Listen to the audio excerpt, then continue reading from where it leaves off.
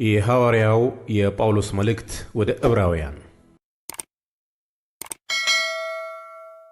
ምዕራፍ 1 ከጥንት ጀምሮ እግዚአብሔር በብዙ ዓይነትና በብዙ ጎዳና ለአባቶቻችን በነቢያት ተናግሮ ሁሉን ወራሽ ባደረገው ደግሞም ዓለማትን በፈጠረበት በልጁ በዚህ ዘመን መጨረሻ ለእኛ ተናገረን።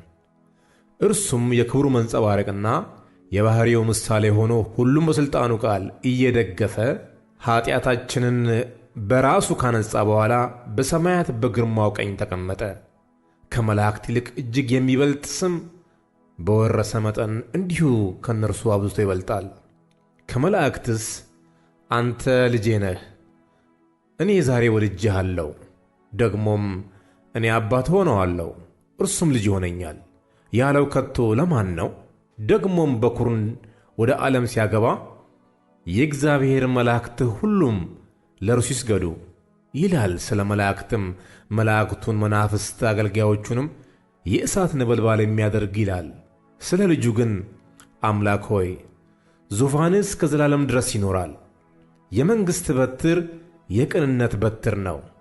ጽድቅን ወደድህ፣ ዓመፅን ጠላህ። ስለዚህ እግዚአብሔር አምላክህ ከጓደኞችህ ይልቅ በደስታ ዘይት ቀባህ ይላል። ደግሞም ጌታ ሆይ አንተ ከጥንት ምድርን መሠረትክ፣ ሰማዮችም የእጆችህ ሥራ ናቸው። እነርሱም ይጠፋሉ፣ አንተ ግን ጸንተህ ትኖራለህ። ሁሉም እንደ ልብስ ያረጃሉ፣ እንደ መጎናጸፊያም ትጠቀልላቸዋለህ፣ ይለወጡማል። አንተ ግን አንተ ነህ፣ ዓመቶችህም ከቶ አያልቁም ይላል። ነገር ግን ከመላእክት ጠላቶችህ የእግርህ መረገጫ እስካደርግልህ ድረስ በቀኝ ተቀመጥ ከቶ ለማን ብሎአል? ሁሉን መዳንን ይወርሱ ዘንድ ስላላቸው ለማገዝ የሚላኩ የሚያገለግሉ መናፍስት አይደሉምን?